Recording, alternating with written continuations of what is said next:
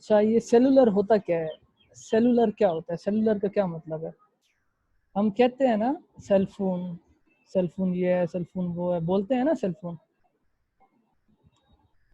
Yes sir. तो ये cellular word क्या है? Cellular, what is cellular? कोई मुझे बताएगा? सेलफोन तो हम बोलते हैं सेलफोन है मेरा, हमें ये नहीं पता कि सेलफोन का मतलब क्या होता है। सेलुलर होता क्या चीज़ है? अब चैप्टर हमारा है सेलुलर वायरलेस नेटवर्क्स।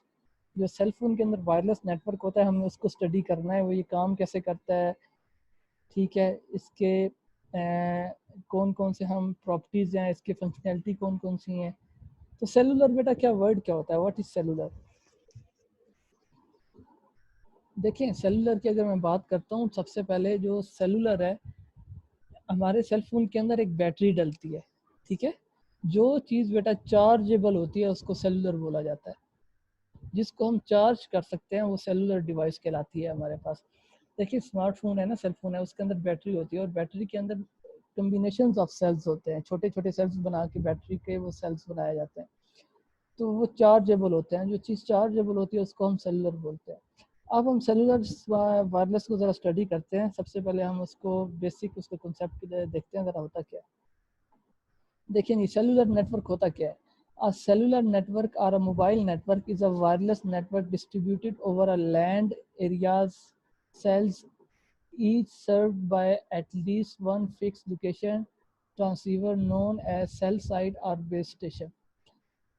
देखिए सेलुलर फ़ोन या सेलुलर नेटवर्क बेसिकली वो वायरलेस नेटवर्क होता है जो मुख्तलिफ हमारी जगह पर मुख्तलिफ एरियाज़ के अंदर हमने उसके आप कह सकते हैं बेस स्टेशंस को लगाया हुआ होता है, जो कि हमारे सिग्नल्स को कैच करता है, ठीक है। अब आप ये देखें कि हम अभी जिस इलाके में हैं वहाँ पे हमारा जो टावर होगा वहाँ के वो सिग्नल ले रहा होगा। जैसे ही हम अपनी लोकेशन चेंज करेंगे, उस बेसिकली सेल क्या होता है, ये ज़रा इस चीज़ को समझिएगा। यहाँ पे एक वर्ड यूज़ किया गया है distributed land area cells. Cells होता है रीजन, हमारे पास होता है रीजन। क्या होता है, अभी मैं खुशाब के अंदर हूँ, खुशाब से जैसे ही मैं मूव करूँगा जोराबाद, अब जो मेरे पास खुशाब का टावर है उससे जो मैं सिग्नल ले रहा हूँ, जैसे ही मैं जोराबाद के अंदर एंटर होऊंगा तो मेरा जो सेल फोन है वो ऑटोमेटिकली कन्फिगर हो जाएगा जोराबाद के टावर के साथ, ठीक है।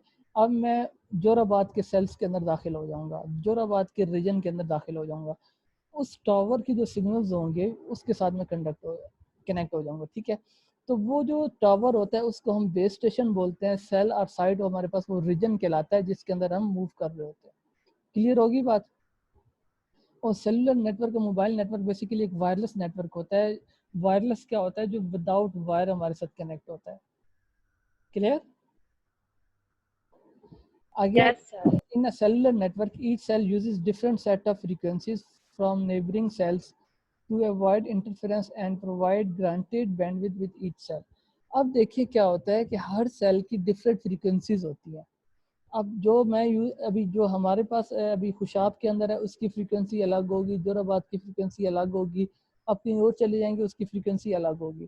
फ्रीक्वेंसीज अलग का मतलब क्यों होता है, उसको अलग क्यों रखा जाता है? क्योंकि अगर सेम फ्रीक्वेंसीज होंगी तो वो आपके पास इंटरफेरेंस आएगी, ठीक है। इंटरफेरेंस से मुराद ये है कि अभी आप एक घर है, ठीक है। अभी मैं आपको एग्जांपल देता हूँ, उसको ज़रा समझिएगा। एक घर है, उसके अंदर 5 बंदे हैं और 5 बंदे फ़ोन यूज़ कर रहे हैं, एक ही टावर के सिग्नल आ रहे हैं पांचों को। अगर सेम फ्रीक्वेंसी होती है तो फिर ऐसा होगा, जो मेरी कॉल आनी है वो आपको आएगी, जो आपको कॉल आनी है वो किसी और को आएगी, इंटरफेरेंस आ जाएगी, कॉल्स एक्सचेंज हो जाएंगी, पता नहीं चलेगा ये किसकी कॉल आ रही है। तो क्या होगा कि इसको सॉल्व करने के लिए हम लोगों ने क्या किया कि इसकी फ्रीक्वेंसीज को डिफरेंट कर दिया। मेरे स्मार्टफोन की फ्रीक्वेंसी अलग होगी, आपके स्मार्टफोन की फ्रीक्वेंसी अलग होगी, तीसरे बंदे के स्मार्टफोन की फ्रीक्वेंसी अलग होगी। अब जिस फ्रीक्वेंसी के ऊपर वो साथ कनेक्ट होगा उसी फ्रीक्वेंसी के साथ ही उसको कॉल आएगी। डिफरेंट फ्रीक्वेंसीज होंगी तो इसका मतलब ये होगा कि डिफरेंट फ्रीक्वेंसीज की बेस पे आपको कॉल्स रिसीव होंगी। अगर सेम फ्रीक्वेंसी यूज़ करते हैं, सेम फ्रीक्वेंसी होगी तो उससे क्या होगा कि आपकी इंटरफेरेंस होगी तो फिर आपकी बैंडविड्थ नहीं होगी, बैंडविड्थ नहीं होगी आपकी तो फिर आपका वो कनेक्ट नहीं हो पाएगा। तो इस चीज़ को ख़त्म करने के लिए हम लोगों ने क्या किया, फ्रीक्वेंसीज को डिफरेंट कर दिया। क्लियर? समझ आ गई बात की? यस सर, आ गई। अब ये चीज देखें जरा, ये डायग्राम आपको नजर आ रही है? जी आ रही है। देखिए अब ये ना हमारे पास मुख्तलिफ बेस स्टेशन बने हुए हैं, ठीक है। ये आपके पास एक ये फर्स्ट वाला बेस स्टेशन अलग बना हुआ है, ये वाला, ये बेस स्टेशन अलग है। बेस स्टेशन मैंने क्या बताया था, क्या चीज होती है? What is base station? मैंने बताया था ना बेस स्टेशन क्या होता है। यस सर, आप क्या होता है बेस स्टेशन? सर 2 मिनट में।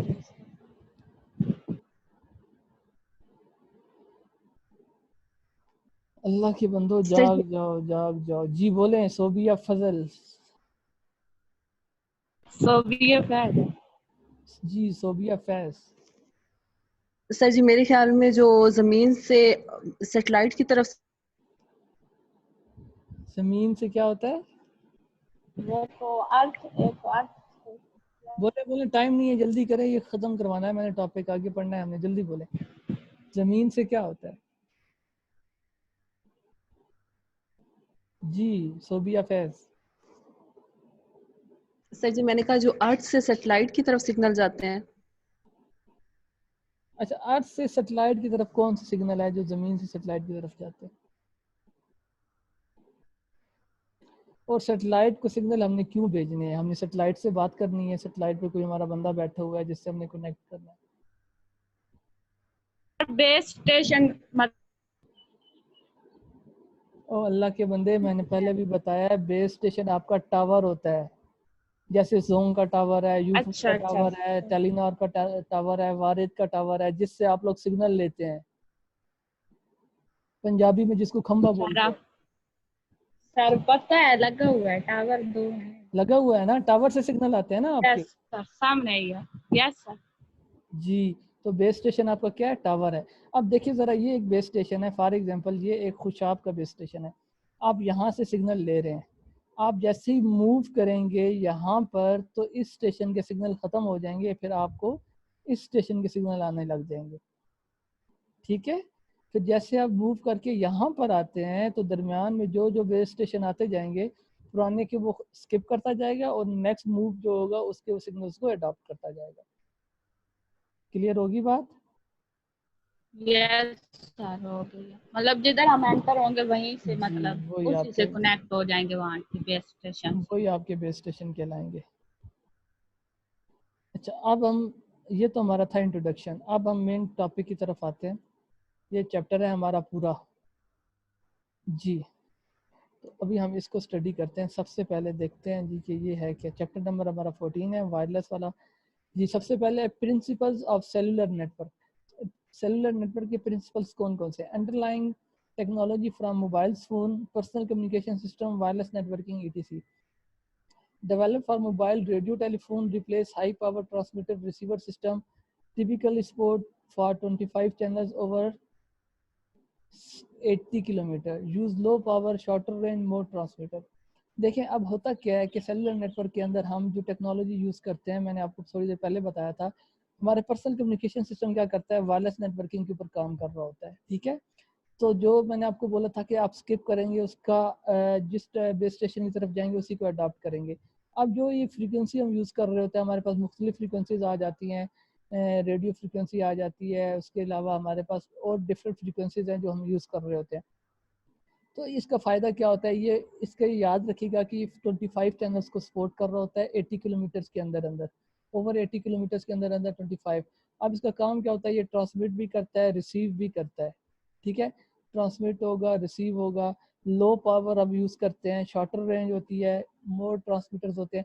अब होता क्या है, देखिए ज़रा, ये हमारे पास अगर मुख्तलिफ बेस स्टेशन हैं, तो अगर इसको मैं, ये हमारे पास बेस स्टेशन बने हुए हैं, अगर ये बेस स्टेशन है, ठीक है। तो यहाँ पे आपका स्मार्टफोन है, तो यहाँ से पहले ये किसी और बेस स्टेशन से डायरेक्ट इस पर आएगी, फिर यहाँ से आपके स्मार्टफोन पर आएगी, सिग्नल्स आएंगे, यहाँ से वो रिसीव करेगा, रिसीवर आपके मोबाइल फ़ोन के अंदर होता है। हमारे मोबाइल फ़ोन के अंदर एक यार्ड चिप होती है, ये चीज़ लिख लें, यार्ड चिप एक होती है, वो काम क्या करती है, उसके अंदर ट्रांसमीटर और रिसीवर दोनों होते हैं। जब वो कॉल आती है तो वो रिसीवर बन जाता है, जब कॉल सेंड करता है तो ट्रांसमीटर बन जाता है। अब क्या होता है, यहाँ से वो यार्ड चिप जो होती है फ़ोन के अंदर जो सर मौजूद चिप होती का है, नेम क्या था? Yard chip, YARD, yard chip. ठीक है। ठीक है, जब वो सिग्नल आएंगे रिसीव करेगा तो वो रिसीवर बन जाएगा, फिर वो उसको फॉरवर्ड बैक करेगा बेस स्टेशन को, फिर बेस स्टेशन वो जो उसकी डेस्टिनेशन होगी वहाँ पर उसको भेज देगा। तो ये बेसिक उसका कॉन्सेप्ट उन्होंने बताया हुआ है कि इसकी वर्किंग कैसे होती है। आगे हम चलते हैं ज़रा नेक्स्ट स्लाइड पर, तो हम देखते हैं G cellular network multiple low power transmitter. अब इसके अंदर क्या होता है कि मल्टीपल जो से लो पावर ट्रांसमीटर्स होते हैं हमारे पास 100 वाट और लेस, या तो 100 वाट के होंगे या उससे कम होंगे। Area divided into cells. Cells मैंने क्या बोला था, क्या होता है सेल, क्या होता है? सबसे पहली सर जी स्लाइड, रीजन का। जी रीजन होता है। तो सेल क्या होगा, आपका रीजन होगा। हमने एरिया को रीजन्स के अंदर डिवाइड कर दिया है। एक ये रीजन है, रीजन 2 हो गया, रीजन 3 हो गया, रीजन 4 हो गया। ईच विद ओन एंटीना, हर रीजन के अपने अपने एंटीनाज होते हैं। Each with own range of frequencies, ये बात मैंने आपको पहले स्लाइड में बताई थी कि हर रीजन का अपना एंटीना होगा, अपना टावर होगा, फिर हर रीजन की फ्रीक्वेंसीज अलग अलग होंगी। ठीक है। सर्व बाय बेस स्टेशन, जो कि बेस स्टेशन के ऊपर सर्व, बेस स्टेशन जिसको सर्व कर रहा होता है, जिसके अंदर हमारे पास ट्रांसमीटर आ जाता है, रिसीवर आ जाता है और कंट्रोल यूनिट आ जाता है। ट्रांसमीटर क्या होता है, जो ट्रांसमिट करता है। रिसीवर जो आपकी रिसीव कर रहा होता है। कंट्रोल यूनिट वो होता है जो ओवरऑल सबको कंट्रोल कर रहा होता है, मैनेज कर रहा होता है। एडजेसेंट सर क्या, अदीला कह रही है उनकी, सर वो कब से वेटिंग में है, सर उसको बुला लें क्लास में। तो वो बार बार रिक्वेस्ट सेंड कर रही है, मुझे तो नहीं पता कि वो वेटिंग में है। कह रही है सर को कहें भाई वो उसका डिस्कनेक्ट हो गया। जी, तो मैं ये बात कर रहा था, adjacent cells on different frequencies to avoid cross talk. अब क्रॉस टॉक क्या होती है, व्हाट इज क्रॉस टॉक? ये बात मैंने आपको फर्स्ट स्लाइड में भी समझाई थी, ये पूरी लाइन वही है। What is cross talk? Sir ji आपने कहा था किसी की कॉल किसी को चली जाएगी। वेरी गुड, ठीक है। तो यही बात वो एक्सप्लेन कर रहा है कि हर डिवाइस की, हर रीजन की अलग अलग फ्रीक्वेंसीज होंगी। फ्रीक्वेंसीज रखने का मतलब ये होता है कि आप क्रॉस टॉक को अवॉइड कर सको। अगर सेम फ्रीक्वेंसीज होगी तो आपके अब्बा जी की कॉल आपके फ़ोन पर आएगी, ठीक है, और आपकी कॉल्स उनके फ़ोन पर जाएगी। तो इस तरह क्या होगा, मामला गड़बड़ हो जाएंगे। क्लियर होगी बात? यस सर हो गया। अच्छा, शेप ऑफ सेल्स। सेल्स की शेप कैसे हो सकती है? पहले ये स्केयर आ जाता है। स्केयर के अंदर क्या होता है, with D cell has four, width D has 4 neighbors at distance D and 4 at distance 2 का रूट D। अब देखिए स्केयर का फार्मूला है क्या, अगर आपने फाइंड करना है स्केयर्स ऑफ सेल्स तो क्या होगा, 2 अंडर रूट डी आ जाएगा। डी हमारे पास क्या होता है, डिस्टेंस होता है, जिसको हम आगे सॉल्व करेंगे। अब better if all adjacent antennas students simplifies choosing and switching to new antenna.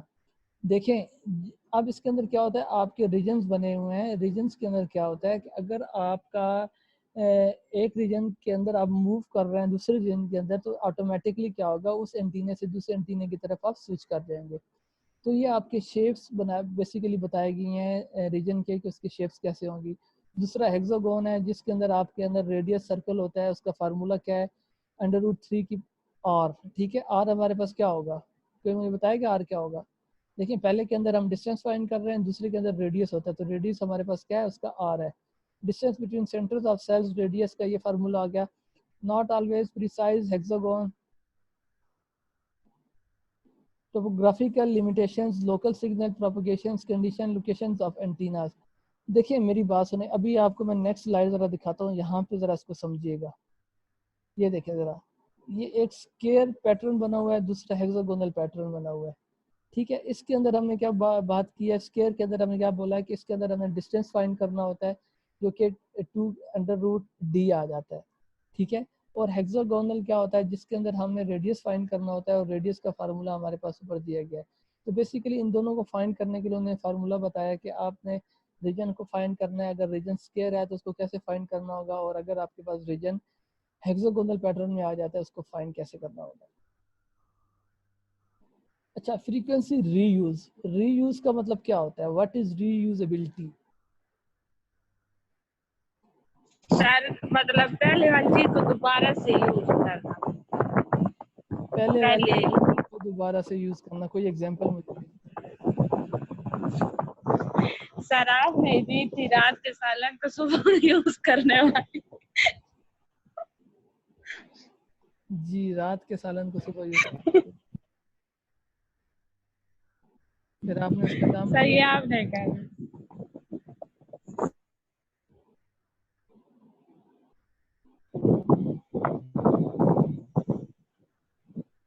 देखिए जी, फ्रीक्वेंसी को रीयूज कैसे किया जा सकता है? सबसे पहले आता है power of base transceiver controlled. ठीक है, अब उसके हमारे पास पॉइंट आ जाते हैं।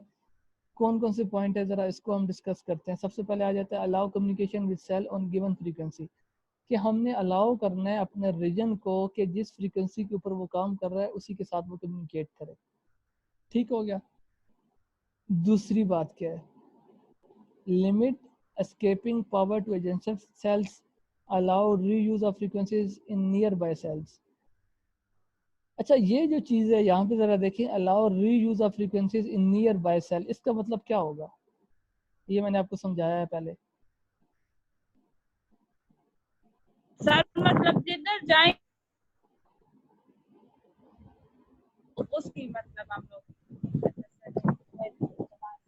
जी जो बता मतलब आप नहीं बताया था ना, मतलब जैसे हमारे स्टेशन चेंज होंगे मतलब हम लोग उधर का सर वो मुझे अच्छा एक्सप्लेन अच्छा, नहीं ये करना आ रहा। ट्रांसीवर क्या होता है? ट्रांसीवर हम बार बार वर्ड यूज कर रहे हैं, ट्रांसीवर। सर जो मतलब ट्रांसमिट भी कर सकता है और रिसीव भी सिग्नल को कर सकता है, वो ट्रांसीवर होता है। ट्रांसीवर बेसिकली ये होता है जी, जो हमारे पास ट्रांसमीटर भी होता है और रिसीवर भी होता है, वो हमारे पास ट्रांसीवर कहलाता है। अच्छा, इसके अंदर allow reuse frequencies in nearby cells का मतलब ये होता है कि जो आपके रीजन के अंदर फ्रीक्वेंसीज आ रही हैं, आपने उन्हीं को यूज करना है। ऐसा नहीं है कि एक दफ़ा आपने फ्रीक्वेंसी 0.021 यूज़ की, दूसरी दफ़ा आपने कोई और फ्रीक्वेंसी यूज़ की, आपने उन्हीं को बार बार री यूज़ करना है। ये इसका मतलब कहलाएगा कि अलाउ री यूज़। आगे आ जाता है use same frequency of multiple conversations. ठीक है, आप मल्टीपल कन्वर्सेशंस के लिए सेम फ्रीक्वेंसीज का इस्तेमाल कर सकते हैं। 10-50 फ्रीक्वेंसीज पर कॉल, तो एक कॉल के 10 से 50 फ्रीक्वेंसीज का आप इस्तेमाल कर सकते हैं। देखिए, रीजन है ना, रीजन के अंदर आपको इतनी फ्रीक्वेंसी दे दी गई है, तो आपने उसी फ्रीक्वेंसी के ऊपर काम करना है। अब नीचे एग्जांपल देखिए ज़रा, n is the number of cells in a pattern. ठीक हो गया, all using same number of frequencies. ठीक है, n एक हमारे पास डिवाइस आप कह लें, या ये कह लें कि नंबर ऑफ सेल्स है हमारे पास इन अ पैटर्न के अंदर, एक नंबर ऑफ सेल्स है n, और सारे यूज कर रहे हैं नंबर ऑफ फ्रीक्वेंसीज को। ठीक है, all using same number of frequencies, और ये जो नंबर ऑफ सेल्स है n, ये सेम नंबर ऑफ फ्रीक्वेंसीज को यूज कर रहे हैं। के total number of frequency use system, और के हमारे पास है जितनी सिस्टम्स हैं जो नंबर ऑफ फ्रीक्वेंसी को यूज कर रहे हैं।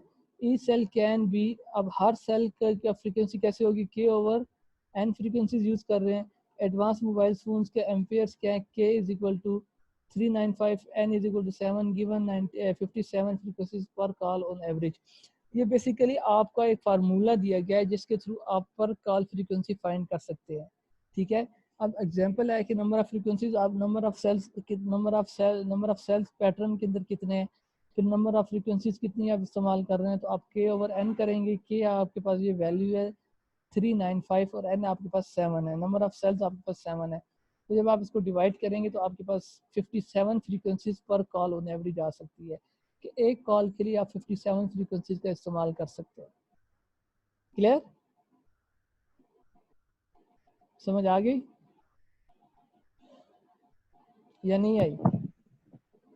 सर ये मतलब इसके क्वेश्चन में सारा में ये रेडियस वगैरह ये वाली सारी चीजें तो नहीं ना करनी पड़ेगी, मतलब पूछा ऐसे जा तो नहीं सकता ना। है आपसे, आपसे ये पूछा जा सकता है प्रॉपर्टीज ऑफ सेलुलर क्या होगा, तो आपको बतानी होगी।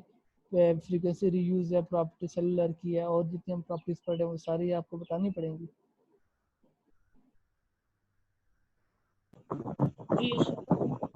आगे आ जाता है कैरेक्टराइजिंग फ्रीक्वेंसी रीयूज। आप इसको ज़रा देख लें, डी क्या होता है? Minimum distance between cells, centre of cells that use the same band of frequencies co-channels, ठीक है, मिनिमम जो डिस्टेंस आप यूज़ कर रहे हैं डी वो कहलाएगा। आर क्या है, रेडियस ऑफ सेल है, और स्मॉल डी क्या है, डिस्टेंस है आपके पास जो हमने ऊपर पढ़ा था। कैपिटल एन आपके पास क्या है, नंबर ऑफ सेल्स हैं जो आप यूज़ कर रहे हैं रीयूज फैक्टर के लिए, या each cell in pattern use unique band of frequencies, ठीक है, कि हर फ्रीक्वेंसी जो होती है वो हर बैंड के लिए यूनिक होती है, सेम नहीं हो सकती। हेक्सागोनल पैटर्न फॉलोइंग वैल्यूज, अब ये एक नीचे फार्मूला दिया गया है कि एन क्या है, नंबर ऑफ सेल्स आपने अगर फाइंड करने हैं किसी भी पैटर्न के तो वो क्या होगा, N is equal to I square plus J square plus I multiply J, ठीक है। तो आपके पास आई की वैल्यू साइड पे दी हुई है, आई और जे की 0 1 2 3 है, तो इसके पॉसिबल जो वैल्यूज बनेगी वो क्या क्या बन सकती हैं, 1 बन सकता है, 3 बन सकता है, 4 बन सकता है, 7 बन सकता है, 9 बन सकता है। ये अब कैसे फाइंड किया गया है, नीचे उन्होंने फार्मूला दिया हुआ है, उस फार्मूले को आप यूज़ करेंगे और उससे आप पॉसिबल वैल्यूज इसकी फाइंड कर सकते हैं। देखें इधर यहाँ पर उन्होंने दिया गया कि आपने एन की वैल्यू फाइंड करनी है। एन क्या है, आपके पास नंबर ऑफ सेल्स हैं कि एक सेल के कितने पैटर्न बन सकते हैं, रिपीटिशियस पैटर्न कितने बन सकते हैं एक सेल के, तो साथ उन्होंने वैल्यूज़ दे दी हैं। तो उसको फाइंड करने के लिए आपके पास ये फार्मूला भी है और आप इसके थ्रू इसको फाइंड कर सकते हैं। अब ये देखिए फ्रीक्वेंसी रीयूज पैटर्न आपके पास आ गया। इसको अगर मैं थोड़ा सा जूम करता हूँ,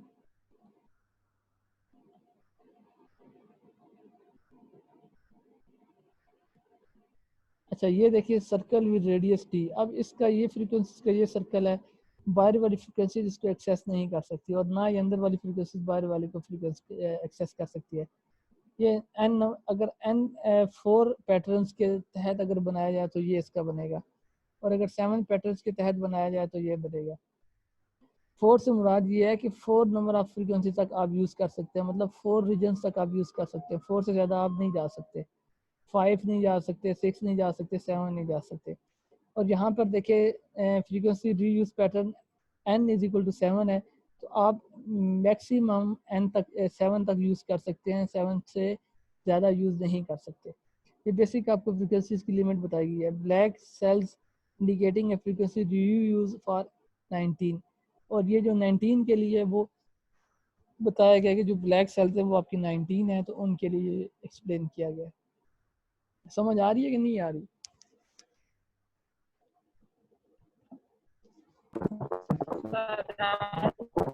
जी सर आ रही है सर, ये जो मैथ दरमियान में आ रही है ना, बड़ी बुरी आ रही क्या आ रही है? है सर समझ आ रही है सर।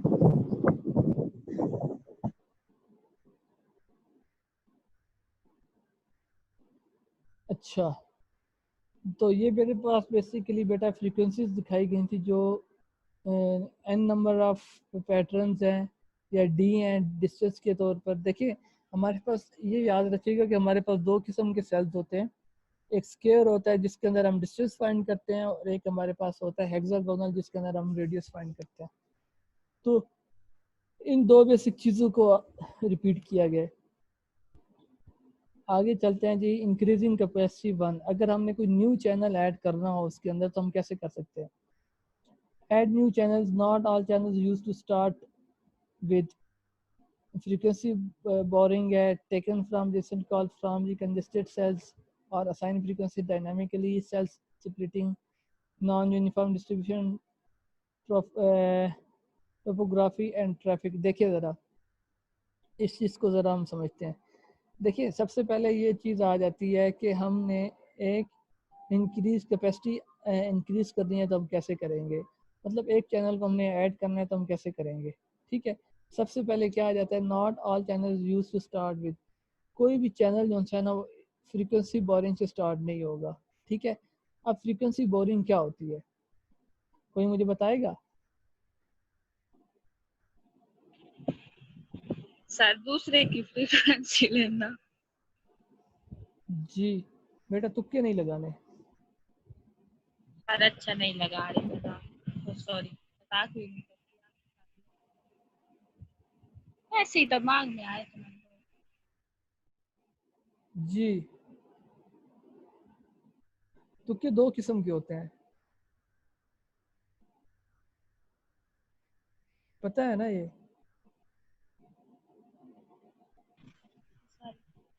नहीं पता सर। जो फ्रीक्वेंसीज आप लेते हैं ना, जो आप रिसीव करते हैं फ्रीक्वेंसीज, उनको हम बोलते हैं फ्रीक्वेंसी बोरिंग,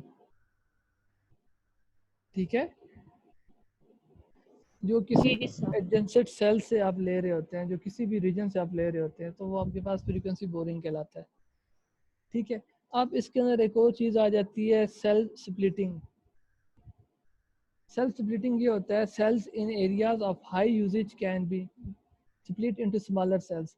जिसके अंदर जो हाई एरियाज है, वहाँ पे हाई यूजेज जहाँ पे हमारा हो रहा है, उनको हम क्या कर देंगे, स्प्लिट कर देंगे, कन्वर्ट कर देंगे स्मॉल सेल्स के अंदर। मेरे पास एक रीजन है, सेल बेसिकली रीजन ही होता है, एक रीजन है, उसका डिस्टेंस या उसका आप ये कह लें रेडियस ज़्यादा है, तो हम उसके अंदर क्या करेंगे, उसको स्मॉलर सेल्स के अंदर डिवाइड कर देंगे, स्मॉलर रीजन के अंदर डिवाइड कर देंगे। जब हम स्मॉलर रीजन के अंदर डिवाइड करेंगे तो उन डिफरेंट रीजन्स की डिफरेंट फ्रीक्वेंसीज हो जाएंगी।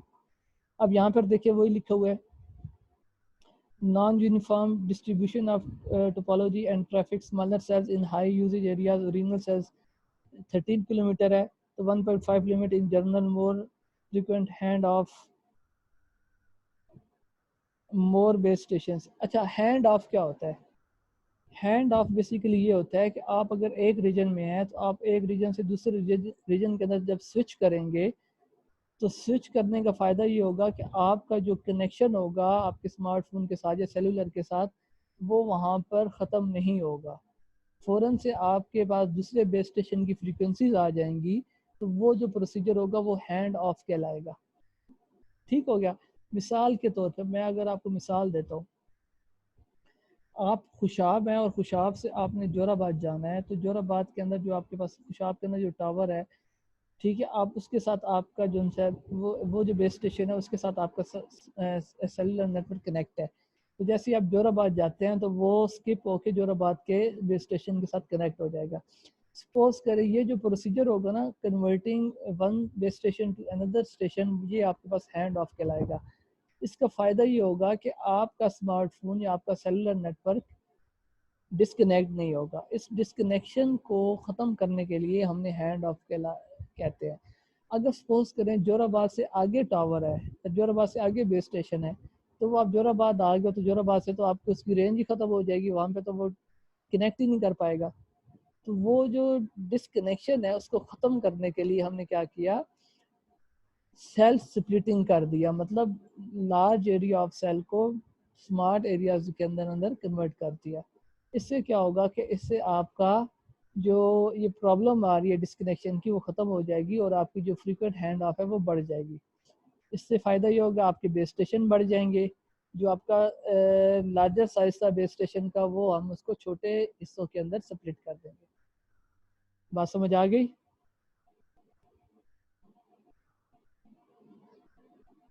बात क्लियर होगी बेटा? सर ये सेल स्प्लिटिंग थोड़ा अच्छा, अभी आपकी ये क्लास डिस्कनेक्ट हो रही है, लेस देन 1 मिनट रह गया है, तो मैं आपको लिंक भेजता हूँ, फ़ौरन से ज्वाइन यस करें, सर। ब्रेक वगैरह ना ही करें, एक ही दफ़ा छुट्टी कर जी लें। ओके, जी मैं आपको लिंक भेजता हूँ, फ़ौरन से बेटा ज्वाइन करिएगा, टाइम वेस्ट ना करिएगा।